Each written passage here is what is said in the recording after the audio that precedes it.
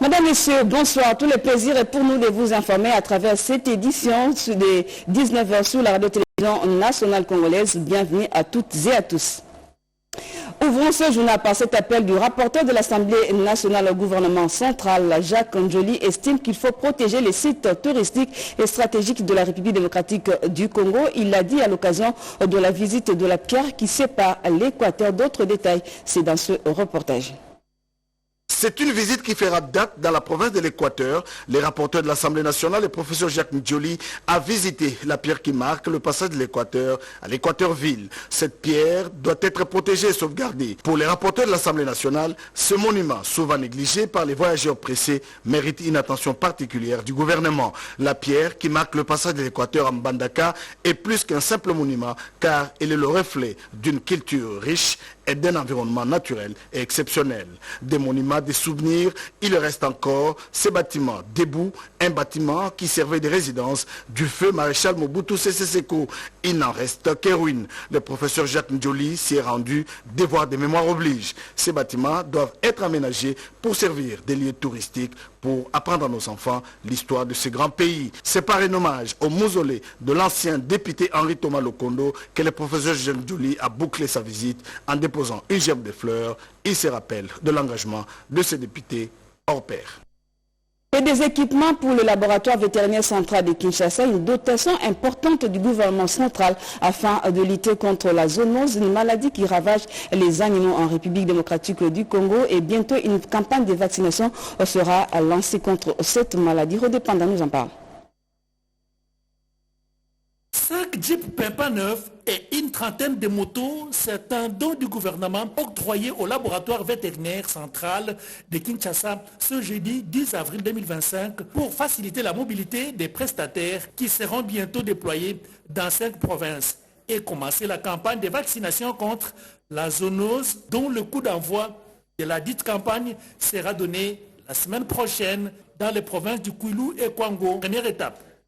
Après la visite des laboratoires pour se rassurer de la conservation des vaccins, Jean-Pierre Chimangabwana, ministre de la Pêche et l'Élevage, porteur de ces engins roulants aux bénéficiaires, a de prime abord et remercié le chef de l'État Félix-Antoine Tshisekedi Tshilombo pour cette grande dotation. Il faudrait commencer par remercier le chef de l'État, garant de la nation, son Excellence Félix-Antoine Tshisekedi Tshilombo.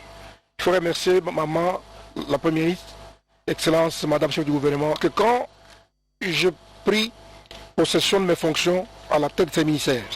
La première chose que j'avais faite, parce que j'ai eu beaucoup de plaintes, il y avait des zones où j'avais demandé qu'on m'amène la situation zoosanitaire de notre pays.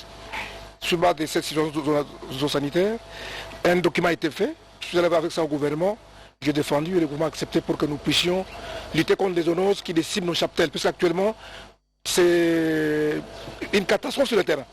C'est donc du gouvernement central composé des véhicules et motos très applaudis par les bénéficiaires qui ont promis de les utiliser en bon escient pour vacciner les animaux contre cette maladie, la zoonose, encore dévastatrice. Lutte contre la polio en République démocratique du Congo, la vaccination des enfants de 0 à 5 ans a débuté hier jeudi 10 avril 2025 à travers toute l'étendue du territoire national ici à Kinshasa. Le lancement de cette campagne a été marqué par une caravane motorisée, nous dit Eugénie Dada-Chabani dans ce reportage. Les enfants de 0 à 59 mois des 6 provinces du pays seront vaccinés contre la polio du 10 au 12 avril 2025. Avec une journée de ratissage pour récupérer les enfants qui n'ont pas été vaccinés. Cette campagne était lancée à Kinshasa par le Dr Makengo, coordonnateur de PEV Kinshasa. Qui va considérer les 35 zones de santé. Donc la stratégie c'est de porte à porte. Donc nos équipes de vaccination vont passer de porte à porte, de ménage à ménage, une avenue à une autre, une parcelle à une autre parcelle, pour vacciner les enfants de 0 à 59 mois contre la poliomyélite. Et les vaccins qu'on va utiliser, c'est les vaccins polio oral, également rappelé VPO, les vaccins qu'on va utiliser pour immuniser ou pour protéger ou renforcer l'immunité de nos enfants contre cette maladie qui rend nos enfants infirmes toute leur vie. Pour sensibiliser les parents à faire vacciner leurs enfants, une caravane motorisée a sillonné la ville.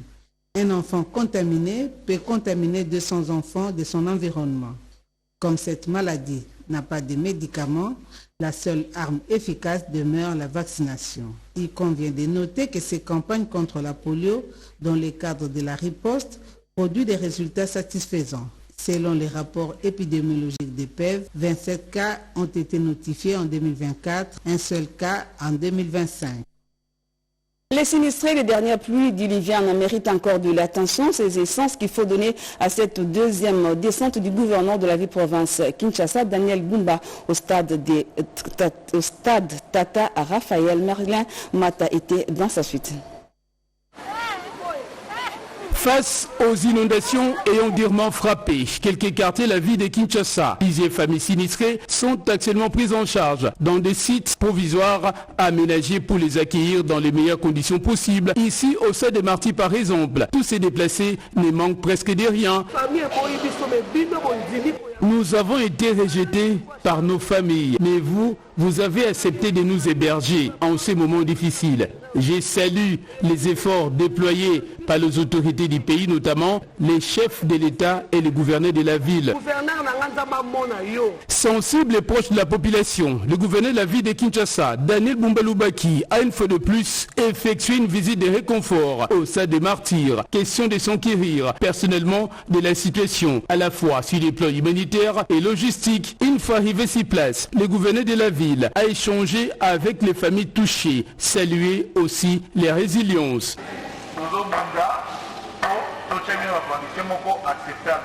Nous sommes en train de tout faire pour vous mettre dans de bonnes conditions. Nous ne voulons pas perdre de vies humaines. Soyez calmes. Vous voyez, il y a beaucoup de matelas ici. Nous allons donc aménager un autre espace pour bien vous loger. Cette visite de réconfort auprès des sinistrés logés au Stade des Martyrs a permis au gouverneur de la ville de Kinshasa, Daniel Bumba Lubaki, de lancer une mise en garde sévère à l'endroit de ceux qui sèment les désordres au sein de ces sites d'hébergement d'urgence. Justement, le bilan de ces sinistrés a été actualisé. Ils sont désormais 7000 et ils sont gérés sur les sites d'urgence par une coordination mise en place. Le ministre provincial de la Santé qui a donné ces chiffres à nos reporters après une ronde également dans le site ce matin. On l'écoute au micro de Bobette Yenga, Ali Samba et Papi Mbongo. Sur le plan des nombres, nous gérons au moins 7000 âmes, ça veut dire 7000 sinistrés. Et puis il y a plus de 100 et quelques mille sinistrés dans les lieux.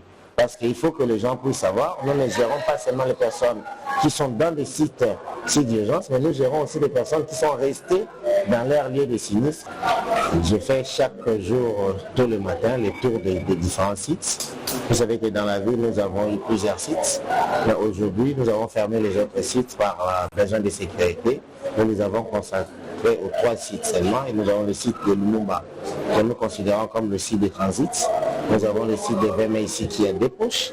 Nous avons le site des Stades des Martyrs aussi qui a des poches. Donc, chaque matin, je fais le tour pour voir la coordination de chaque site et avoir le rapport à l'air de tout ce qui se passe pour que nous puissions avoir à mettre des stratégies. Le gouvernement provincial de la ville et le gouvernement national a mis tout le nécessaire pour que nous puissions soutenir ce peuple, mais nous appelons aussi des personnes de bonne foi qui aimeraient bien nous appuyer, parce qu'ici, vous savez, il y a des écoles détruites, il y a des hôpitaux à problème, il y a des enfants qui devraient rentrer à l'école qui sont là, parce que nous les avons dénombrés, il y a des femmes enceintes, il y a des femmes qui allaitent, ça veut dire que les besoins sont énormes. L'État, oui, mais nous avons aussi besoin des particuliers qui puissent venir à l'aide, parce que maintenant nous faisons ce qu'on appelle l'appel à la solidarité. Nous sommes un peuple solidaire, déjà légendaire. Nous devons encore continuer à démontrer notre solidarité envers nos concitoyens. Dans la ville de Kolosi, dans la province de Lualaba, il a été lancé hier jeudi dans l'enceinte de la mairie une cellule innovante de désinfection, désinsectisation et dératisation. Le but est de lutter contre les maladies infectieuses, mais également la prolifération des parasites dans la ville. Protecteur de la bonne santé de ses administrés, l'appareil fumigène en main, casque à la tête, le premier citoyen de la ville de Kolwezi, Maître Jacques Massengo Kindele, lance solennellement la cellule innovante des désinfections, désinsectisation et dératisation dans sa juridiction sous les ovations des cadres et agents de la mairie de Kolwezi. Action relayée par son adjoint Farida Moukoudila. Cette mission noble d'éliminer tous les parasites, à savoir les bactéries, microbes, les rats, est un pas concret vers un environnement plus sain. C'est la cellule de désinfection. Cette cellule a été créée dans l'esprit de protéger notre population. Des équipements des dernières générations sont acquis, dont les appareils fumigènes et pulvérisateurs pour lutter contre les maladies infectieuses et la multiplicité des parasites qui menacent le bien-être des populations. Ces outils permettront une action rapide et efficace dans tous les quartiers de Kolwezi. La mairie vient de disponibiliser ses services pour que vous puissiez venir solliciter ces services. Mais ce n'est pas gratuit, ça sera payant parce que les produits qu'ils utilisent doivent être renouvelés à chaque fois. Pour renouveler les stocks, il faut que nous ayons la disponibilité. Il faut que nous ayons les moyens en permanence. Donc nous les invitons à venir auprès de la mairie parce qu'il y a un service d'hygiène qui va s'occuper d'eux dans le cadre d'assainissement de leurs milliers d'habitations. Vous êtes là pour désinfecter les lieux d'habitation, les lieux de négoce et même les lieux publics. Tout Kolwezien est donc appelé à se servir de ces services innovants et hygiéniques qu'offriront cette nouvelle cellule. Le coordonnateur de la cellule, Eli Fond, a lancé un appel à la population de Kolwezi de s'approprier de cette vision innovatrice du bâtisseur de la ville, Maître Jacques Massengo Kindele. Ces inspecteurs de la cellule innovante ont été soumis à une formation pour acquérir les notions nécessaires avant d'être lancés sur le terrain, c'est-à-dire dans le ménage, lieux publics et dans les sociétés. Avec cette initiative, le maire de Kolwezi affirme son engagement inébranlable dans la prévention sanitaire et appelle à l'unité autour de cette cause noble qui s'inscrit dans le cadre de la vision du chef de l'État. Les peuples d'abord, suivis à la lettre en province par la gouverneure Fifi Masuka Seini. Les résistants patriotes Wazalendo et les FARDC, cantonnés dans les territoires de Mwenga et Kamituga dans le sud Kivu, ont reçu une assistance de la part de l'élu de Mwenga, Trésor Moutiki. Le commentaire est signé par Cédric Kenina. Après sa motion d'information du 4 avril, motion liée à la prise en charge de braves Wazalendo et forces armées de la République démocratique du Congo dans le territoire des Mwenga, c'est lui qui est le meilleur élu, Lutala Moutiki Trésor, a affecté ses émoluments pour apporter des vivres et non-vivres aux résistants patriotes à Kamituga et ceux du territoire des Mwenga. Les maires Alexandre Boudia et l'administrateur du territoire des Mwenga ont témoigné de leur gratitude. Ces dons de l'élu de Mwenga, Trésor Moutiki, tombent à point nommé. Par ailleurs, l'on se souvient du geste de cet élu national lors du lancement de la toute première opération. Il s'agit d'un geste en faveur de Wazalendo regroupé au stade Founou le 2 février dernier dans la ville de Bukavu.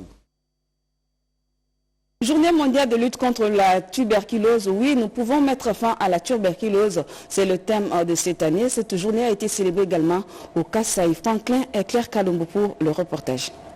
La ville de Chikapa, chef-lieu de la province du Kasaï, a commémoré ce vendredi 11 avril 2025 la journée mondiale de lutte contre la tuberculose avec comme thème international « Oui, nous pouvons mettre fin à la tuberculose ». Et la RDC, notre pays, célèbre cette journée sous le thème « Engageons-nous, investissons et agissons ensemble ». Cette cérémonie officielle a été présidée par Odette Nkamamekanda, ministre provincial de la Santé, qui a entouré le médecin chef de division provinciale de la Santé, le médecin coordonnateur provincial du programme de lutte contre la tuberculose, ainsi que plusieurs invités. Dr Florent Longonia, médecin coordonnateur provincial du programme de lutte contre la tuberculose dans la province, donne les statistiques de cette maladie très contagieuse au niveau de la province. L'année passée, en 2024, 17 155 cas de tuberculose, toutes formes, ont été enregistrés, avec 2789, soit 16% d'enfants parmi eux. Sans oublier 30 personnes ayant développé la tuberculose pharmaco-résistance. De son côté, Odette Nkama Mekanda a, dans sa prise de parole, invité la population à se faire soigner à temps, car les médicaments de la tuberculose sont gratuits. Rappelons que la journée mondiale de lutte contre la tuberculose est célébrée 24 mars de chaque année à travers le monde. Oui, nous pouvons mettre fin à la tuberculose. Rendons-nous au Kasaï central où on nous signale la tenue d'une formation sur les numériques. Des explications dans ce commentaire. Nous encourageons tous à tirer meilleur de ces sessions de formation pour nos communautés et nos entreprises. Je déclare ouverte cette session de lancement de la composante SD Transform et la formation sur la technologie numérique. C'est par ces mots du chef de division de PME Kasaï Central que les activités de la composante SDE du projet Transform ont démarré à Kananga. À l'occasion, une formation sur le numérique est assurée en faveur de représentants des institutions d'encadrement des entreprises et prestataires de services. Une façon pour Eliezer Kunga, point focal de cette composante, de permettre aux responsables des petites et moyennes entreprises d'être à la page avec la nouvelle technologie. Il s'agit du lancement de cette composante, mais aussi puisque le numérique fait de plus en plus rage et que tous les acteurs vont vers le numérique, on veut que le prestataire de services de développement des entreprises ainsi que les facilitateurs soient de plus en plus présents sur le numérique pour préserver déjà l'environnement, pour utiliser des nouvelles technologies, raison pour laquelle on est en train d'animer cette session. Présente à cette activité, Clotilde Demoipé, chef d'antenne du projet Transform à Kananga, encourage les entrepreneurs à ne jamais baisser le bras. J'en profite pour réitérer mes sincères remerciements pour votre implication effective, car vous avez toujours répondu présent à toute l'activité prévue dans le cadre de la mise en œuvre du projet Transform. La composante SDE vise essentiellement à assurer des formations numériques aux entrepreneurs. Toujours dans l'État central, les barrières illicites qui doivent être supprimées et certains postes de péage qui doivent être délocalisés. Ces sujets ont fait l'objet des discussions entre le gouvernement de province et un élu national. D'autres explications, c'est dans ce reportage. Le mérite de la gouvernance d'excellence imprimée par Joseph Moïse Kambou Nkonko à la tête du Kasaï central ne cesse d'être reconnu. De passage au gouvernorat ce jeudi 10 avril 2025, le député national Thierry Moulumban Pandangila a salué les efforts du chef de l'exécutif provincial, notamment dans la suppression des barrières illicites à l'intérieur de la province. Au sortir de l'audience lui accordée par le gouverneur Kamboulou, Thierry Moulumban Pandangila s'est précisément réjoui du retrait par l'exécutif provincial du poste d'école Makankwadi dans le territoire de Demba. Déjà pour la route nationale 41, nous avons pu trouver des solutions pour par exemple que le poste de péage de Kalmekankwadi puisse être retiré et redevienne poste de contrôle comme il était dans le temps. Et puis je pense que la province aussi apporte un appui à la police des différents territoires qui ont reçu des véhicules du gouvernement national, mais le gouvernement provincial leur apporte un appui en carburant et autres matériaux pour pouvoir sécurité dans les différents territoires et dans les coins pas desservis par les policiers. Saluant l'apport combien louable de cet élu de Demba dans la reconstruction de la province à travers plusieurs initiatives privées, le gouverneur Joseph Moïse Kamboulou a traduit à son interlocuteur son engagement renouvelé d'en finir avec le poste de résistance de toutes les barrières illicites à travers la province pour la sécurité des usagers. Et dans la province de là-bas, les inciviques ont apporté plus de 40 mètres de câbles électriques sur la ligne Nzilo-Ira. Cette situation a paralysé une grande partie de l'activité économique dans la région. La SNEL alerte donc les autorités sur ce vol à répétition. Le commentaire est signé par Willy Atunakov. Mobilisée pourtant face aux nombreux défis, la Société nationale d'électricité SNEL SA est confrontée à l'épineux problème des vols à répétition des conducteurs en cuivre à Kinshasa-Maluku, tout comme en province. Le dernier cas en date est celui survenu dans la nuit du 7 avril dernier autour du barrage hydroélectrique d'Enzilo dans la province du Lualaba, mettant à l'arrêt les fonctionnements des centrales d'Enzilo et d'Enseke, avec comme conséquence néfaste la paralysie d'une grande partie de l'activité économique dans la province et plus particulièrement dans la ville de Kolwezi et ses environs. Les inciviques ont réussi à emporter plus de 40 mètres de conducteurs en aluminium sur la ligne 120 kV Nzilo-Hero. Ce sabotage a provoqué le déclenchement de 2 machines en service, entraînant l'arrêt brutal au niveau de 2 centrales. Nous avons connu déclenchement de machines, les 2 machines qui étaient en service dû au vol des conducteurs. Donc les 2 machines qui étaient en service tournaient à vide. Donc Nzilo est isolé de Kolwezi suite au vol de ces conducteurs en alu de la ligne 120 kV Nzilo-Hero. La SNEL exhorte ainsi les autorités sécuritaires pour assurer la sécurité de ces matériels et de ces installations.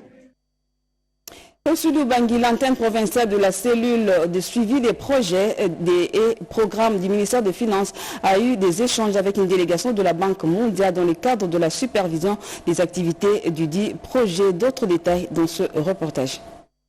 Une importante délégation tripartite Banque mondiale, cellule de suivi des programmes et projets, CSPP en sigle, les projets STEP est arrivé à Guémena dans le Sud-Bangui le jeudi 3 avril 2025 dans le cadre de la supervision des activités du projet STEP 3. Aussitôt, cette délégation a été conduite au gouvernorat par le chef d'antenne provinciale de la CSPP Sud-Bangui, Raymond Boanaeri, pour des civilités au gouverneur de province qui était représenté par son directeur de cabinet, Maître Ladimo Kemba.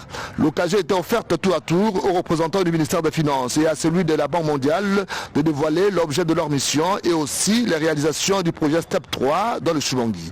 En réaction, le directeur de cabinet du gouverneur a d'abord transmis à la délégation les salutations chaleureuses du gouverneur de province avant d'exprimer sa gratitude au gouvernement de la République et à son partenaire privilégié, la Banque mondiale, pour tout ce qui est fait dans le cadre du dit projet. Le lendemain, toute la délégation accompagnée des responsables de la CSPP Sud-Bangui s'est rendue dans le territoire de Boujala, précisément à Yakamba, à 65 km de Guémena, dans le secteur de Bolingo, pour voir de visu le déroulement des opérations de TMI, transfert monétaire inconditionnel, qui consiste à distribuer de l'argent aux personnes vulnérables ciblées préalablement dans 3 groupements de ce secteur. Au total, 783 bénéficiaires ont reçu chacun l'équivalent en CDF de $100. Le représentant du ministère des Finances, M. François Kabemba, n'a pas manqué de livrer ses impressions. Il convient de noter que sur place à Guémena, la délégation a visité quelques premiers bénéficiaires de ce projet STEP qui ont réussi à fructifier ce qu'ils avaient eu et qui a constitué leur fonds de démarrage de leurs unités de production. Lutter contre les manipulations en milieu universitaire, assurer une sécurité dans les établissements supérieurs en cette période de guerre, c'est la recommandation du ministère des tutelles. C'est ainsi que le secrétaire général a installé la police à l'Unikin, ISTA et à IFASIC. D'autres explications, c'est dans ce reportage d'Irodé Panda. Sur instruction de la ministre de l'Enseignement supérieur et universitaire, prof. Dr Marie-Thérèse Sombo Ayane Safimokuna, la direction de la police universitaire au sein de l'administration centrale de l'ESU a effectué une mission de conscientisation et de des agents de la police universitaire au sein des établissements publics de l'enseignement supérieur et universitaire de la ville de Kinshasa. De l'université de Kinshasa Unikin, en passant par l'UPN, INBTP, INA, INUSIC, Académie des Beaux-Arts, ISAO, ISAM, ISPT, ISTA, ISC, ISP, ISTEM, ISES, un seul message était véhiculé, celui du patriotisme, surtout en cette période d'agression de la RDC par le Rwanda à travers le M23 AFC, ainsi que l'amélioration des conditions socio-professionnelles des agents de la police universitaire. Le message que c'était ça, l'amour de la patrie. Hein? Et ils doivent, donc les policiers universitaires doivent veiller à tout ce qui se passe au sein de leurs établissements. Veiller sur tout, que ce soit sur le personnel académique, scientifique, bateau, donc bateau, et que ce soit pour la population estudiantine, donc veiller sur tout ce qui se passe à l'établissement, parce qu'ils constituent l'œil et l'oreille du gouvernement de la République, et nous y veillons pour que les policiers universitaires accomplissent leur mission comme il se doit. On reste dans ce domaine de l'enseignement supérieur universitaire pour parler de la présentation d'une recherche sur la résurgence d'un théâtre classique congolais en français, un sujet présenté et défendu par le professeur Guy Moussomo de la faculté des lettres et des sciences humaines de l'UPN. Blandine Wavingana. Après plusieurs mois de recherches approfondies sur la résurgence du théâtre classique congolais, focalisé sur la dramatisation de Las Razis, roman de Prosper Goubarika, le récipiendaire Guy Moussomo Wapembe a défendu avec brio sa thèse de doctorat à l'Université pédagogique nationale en lettres et civilisation française de la faculté des lettres en sciences humaines. Cette thèse se pose comme un indéniable plaidoyer en faveur de la résurgence en République démocratique du Congo d'un théâtre classique écrit en langue française par des Congolais. Cette étude a comme vocation d'amener la jeunesse congolaise à répandre le goût du théâtre écrit et joué sur la scène. Nous avons plaidé pour un théâtre classique congolais écrit en langue française. Vous voyez, aujourd'hui, le théâtre n'existe pratiquement plus. Ce théâtre classique, je ne parle pas du théâtre populaire, mais je parle du théâtre classique que nous avons connu avec les Mikanza Mobiam, avec Mutombo Bouchi et tous les autres. Ce théâtre-là n'existe plus.